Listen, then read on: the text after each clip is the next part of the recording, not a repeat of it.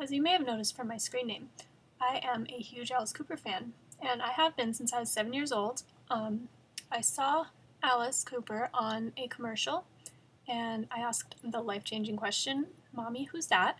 And then I proceeded to sit on the floor in front of a record player and listen to Welcome to My Nightmare 3 times in a row, and this was when I was 7. So, I'm still a huge Alice Cooper fan. I am unbelievably excited about the Welcome to My Nightmare sequel, Welcome to My Nightmare. I know that it's already been leaked on iTunes, but I refuse to listen to it. I won't listen to any track samples or anything. I'm waiting to get my hands on the LP so I can sit on the floor in front of the record player and experience it just like I did its predecessor 13 years ago. So since that doesn't come out until September 13th, I decided to do a little series talking about each of the Alice Cooper albums, all 25 studio albums, and picking a favorite song from each album. This is mainly for my entertainment because I have nothing better to do with my time, so if you don't like it, that's really too bad. But if you do like it, that's great. Now enjoy the cheesy intro that I made for this series.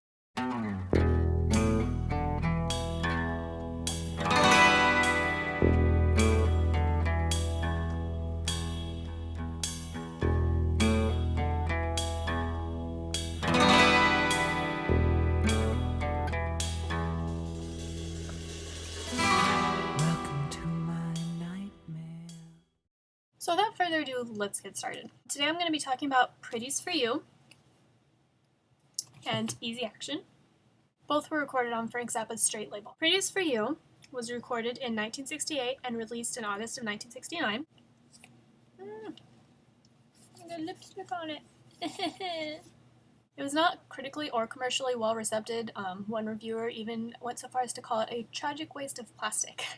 But I like it. It's very different from future Alice Cooper albums. It's got a more psychedelic feel, and it's just very interesting. It's worth a listen. Let's put it that way. This is what the LP version looks like. I know nothing about different pressings or stuff. I guess some pressings are more impressive than others. I have no idea. Yeah, so this is what... Sorry about the glare from that lamp. The lighting in here, it's not very good. So this is the front. Crack it open, and we have pictures inside. So we have Alice Cooper, Neil Smith, the drummer, Dennis Dunaway, the bass player. This is Glenn Buxton, lead guitarist, and Michael Bruce, rhythm guitarist. And then here is the back cover, and record itself. It's just the standard Warner Brothers thing from that time. I actually really love that picture. I don't know, the line of palm trees. I just like it a lot. And the sleeve on this one is just plain. I don't know if that's how it originally was or not, but that's how mine is. And then just for comparison, I have the Pretties For You CD booklet, and I don't have the actual case right now, so I don't know what the back of the case looks like, but I have the booklet and the CD to show you. So pretty much the same on the front, and then the inside is the same except in black and white instead of in color, and then the back is the same. And then I really like the CD for this one. It's pretty cool. So I'd have to say that my favorite song off Pretties For You is Two-Day Muller, which was written about a fan back in Arizona. And also, fun fact, the artwork on the cover is an Ed Beardsley painting that had been hanging on Frank Zappa's living room wall. Also, when it came out, a lot of places put a sticker over this, so you could not see that lady's underwear. Okay, moving right along, next we have Easy Action. Easy Action was recorded in 1969 and 1970, and it was released in March of 1970. This one my mom actually bought in the 70s, so it's been passed down to me now. So, front cover, inside, back cover. The album liner on this one has this weird thing where you could order these loss leaders, and then the back just has a picture of Burbank, California on Saturday, September 23rd, 1917. And then the album itself is just the same.